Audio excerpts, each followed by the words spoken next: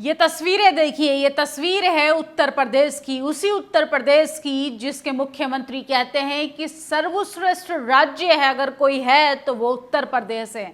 सोचिए किसानों को किस तरीके से लंबी लंबी कतारों में लगवाया जा रहा है, और इसके साथ हम आपको बताएंगे कि किस वजह से इन लंबी लंबी कतारों में लगने के लिए देश का किसान मजबूर है। इससे पहले आपने लाइन की कतारों में लगे हुए नौजवानों को देखा होगा, बेरोजगारों को देखा होगा, और अब तो देखिए किस तरीके से किसानों को भी मोदी सरकार ने लाइन में लगने के लिए मजबूर कर दिया। देश के प्रधानमंत्री से लेके मुख्यमंत्री तक ये दावा करते हैं कि बटेंगे तो कटेंगे, लेकिन सोचिए छोटे छोटे कस्बों की बात करें, गांव की बात करें, हर स्तर पर लोगों को किस तरीके से बांटने का अगर किसी ने काम किया है तो वो भाजपा सरकार ने। ब्रेकिंग न्यूज, यूपी में खाद का अभूतपूर्व संकट, खाद की किल्लत से यूपी का किसान हैरान परेशान। रात रात भर लाइन में लगने के बाद भी खाद नहीं मिलती। डीएपी की किल्लत तो और भयंकर है। किसानों से कहा जा रहा है कि डीएपी कम इस्तेमाल करो, उसकी जगह नैनो यूरिया की बोतल पकड़ा रहे हैं। ताज़ा वीडियो फिरादाबाद जनपद का है, लेकिन कमो बैक यूपी के ज़्यादातर ग्रामीण इलाकों में खाद की किल्लत की यही तस्वीरें हैं। सोचिए देश का किसान इतना मजबूर है कि खाद भी सरकार उसको नहीं उपलब्ध करा पा रही है, और देश में सत्ताधारी लोग किस तरीके से सत्ता की मलाई खाने का काम करते हैं। इस पे प्रोफेसर लक्ष्मण यादव ने लिखा है, भारत बटा हुआ एक भारत कतारों में, कभी शिक्षा के लिए, कभी रोजगारों के लिए, कभी इनकी तरह खाद के लिए। एक बार भारत राज कर रहा है, भारत को जोड़ना, भारत को जीतना। तो सोचिए नोटबंदी के लिए लाइन में लगो, वैक्सीन के लिए लाइन में लगो, राशन के लिए लाइन में लगो, दवाइयों के लिए लाइन में लगो, नियुक्ति पत्र के लिए लाइन में लगो, रोजगार के लिए लाइन में लगो। तो सरकार ने पूरे देश को भिखमंगा बना दिया है, कटोरा थमा दिया है। सोचिए ये है मोदी जी का विकास। ये विकास, जिस विकास की कल्पना देश के प्रधानमंत्री करते हैं, गुजरात मॉडल को पूरे देश में थोपना चाहते हैं, और कैसे खाद की किल्लत से देश का युवा, देश का किसान, देश का मेहनत का समाज लाइन की लंबी लंबी कतारों में लगने के लिए मजबूर है। जिस गुजरात में लगभग पिछले 3 दशक से बीजेपी सरकार है, एनसीआरबी के आंकड़े बता रहे हैं कि 5 साल में 41,000 महिलाएं गायब हुई है। प्रधानमंत्री नरेंद्र मोदी जी को खुलकर बताना चाहिए कि बेटियां किसकी सरकार में खतरे में है। तो गुजरात में 41,000 से भी ज्यादा महिलाएं गायब हैं। देश के प्रधानमंत्री झारखंड में जाकर मंचों से दहाड़ते हैं कि वो आपकी बेटी को ले जाएंगे, रोटी को ले जाएंगे, माटी को ले जाएंगे। असल में सबसे ज्यादा बेटियों का बलात्कार, उत्पीड़न, शोषण करने वाले प्रज्वल रवन्ना जैसे लोग इन्हीं की पार्टियों में पाए जाते हैं। तो ये है गुजरात मॉडल, जहां पर महिलाओं को भी अब छुप कर रहना चाहिए। रायबरेली में एक युवक ने बार बार आवारा पशुओं को घुसने से परेशान थे। इसकी शिकायत को लेकर एनटीपीसी के चौकीदार इंचार्ज के पास पहुंचा। चौकी इंचार्ज साहब इस बात से इतना नाराज हुए कि सिपाही के साथ मिलकर पीड़ित शिकायतकर्ता को जमकर पीटा, उसके ऊपर फर्जी मुकदमा भी लाद दिया। आवारा पशु सरेआम आवा की जान और किसानों के फसलों को नुकसान पहुंचा रहे हैं, लेकिन सरकार और उनके नुमाइंदों को ये बिल्कुल भी बात पसंद नहीं आई। अगर युवक और उसके परिवार को कोई हताहत होता है तो क्या सरकार इसकी जिम्मेदारी लोगी? अगर ये इंचार्ज साहब के क्षेत्र अधिकार का विषय नहीं तो उसे उस आदमी को समझाना चाहिए या मारना पीटना चाहिए। बाबा के सभी पुलिस अधिकारी इस कदर निरंकुश हो गए हैं कि ये कब किस कमजोर व्यक्ति को कहाँ पीटने लग जाएं, इनका कोई ठिकाना नहीं। अपराध मुक्त राज्य बनाना चाहते थे, और वही उत्तर प्रदेश की प्रशासन में बैठे लोग किस तरीके से गुंडागर्दी करने पर उतारू हो गए हैं।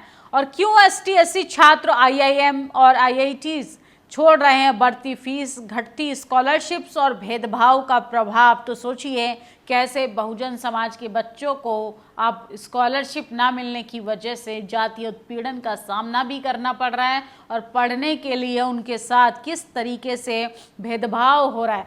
और जातिगत भावना से ग्रस्त होने के कारण मैरिज हॉल न मिलने के संबंध में एक एफआईआर दर्ज रिपोर्ट की है। सोचिए वाल्मीकि समाज के एक व्यक्ति को अपनी बेटी की शादी के लिए मैरिज हॉल चाहिए था। जातिवाद अपनी चरम सीमा पर है कि जाति के आधार पर अब आपको मैरिज हॉल क्या किराए का कमरा भी नहीं मिलता। और लोग कहते हैं कि आज़ादी के 76 साल बाद भी जातिवाद खत्म हो गया।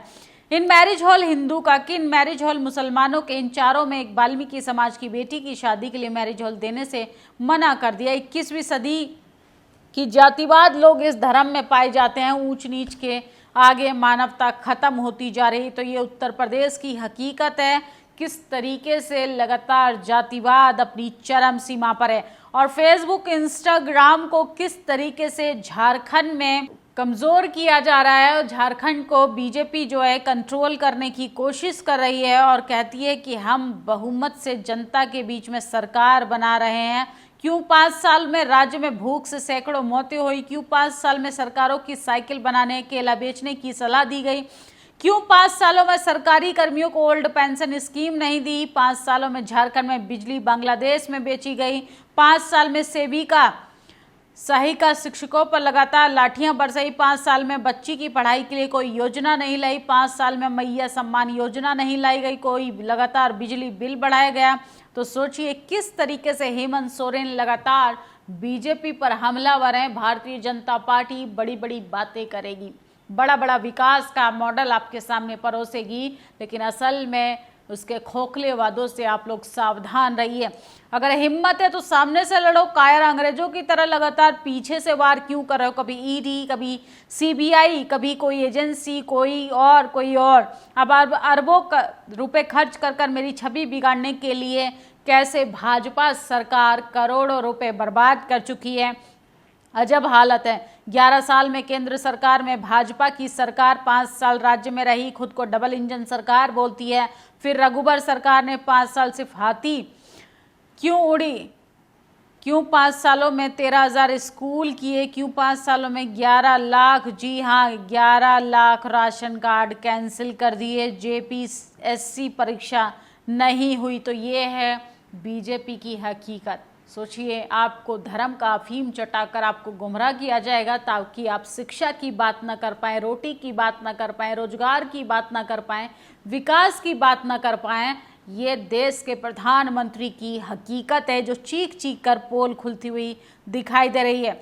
और बाबा के बुलडोजर एक्शन पर सुप्रीम कोर्ट ने उन्हें जमकर फटकार लगाई। सीजेआई ने साफ तौर पर कहा कि घर तोड़ने की किसी प्रक्रिया का पालन नहीं किया गया। खुद सरकार की ओर से यह हल्फनामा देकर कहा गया कि इस मामले में कोई नोटिस जारी नहीं किया गया, यानी सरकार भी जानती है कि गैर कानूनी ढंग से तोड़े जा रहे हैं। सीजेआई ने किसी के घर नोटिस घुसने की अराजकता करार देते हुए तोड़े हुए घरों के मालिक को 25 लाख रुपए देने का बतौर मुआवजा देने का निर्देश किया है। सुप्रीम कोर्ट ने निर्णय महाराजगंज में बिना नोटिस के चौड़ीकरण के बहाने बुलडोजर एक्शन करने पर संज्ञान लेते हुए कहा। तो सोचिए, सुप्रीम कोर्ट के सीजीआई ने फटकार लगाई है। अब देखते ये हैं कि बाबा के बुलडोजर पर क्या सीजीआई की ये कमान जो है वो असर दिखाएगी कि नहीं। आप सिर्फ ढोल बजाकर लोगों के घर खाली कराने, उन्हें ध्वस्त करने के लिए नहीं कह सकते। सुप्रीम कोर्ट की यूपी सरकार को फटकार, 25 लाख रुपए मुआवजा दे जल्द से जल्द सरकार।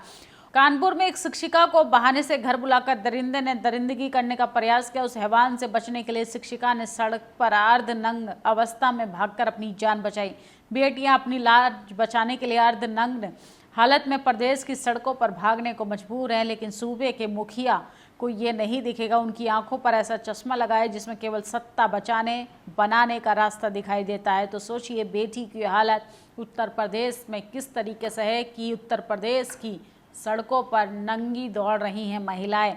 यूपी में खाद की किल्लत से किसान रात भर लाइन में लग रहे हैं, लेकिन इसके बाद भी खाद नहीं मिली। किसानों से कहा जा रहा है डीएपी कम इस्तेमाल करो, उसकी जगह नैनो यूरिया की बोतल पकड़ो। ताज़ा वीडियो फिरादाबाद का है। हिंदू खतरे में है, लेकिन कुछ लोगों को रोजगार की पड़ी है। रोजगार की बात करने वाले पाकिस्तान चले जाओ। 2024 बेंच के 38% IITs को अभी तक नहीं मिली नौकरी। तो ये देश का दुर्भाग्य है कि नाकाम सरकार को सत्ता में तीसरी बार जनता ने पहुंचा दिया।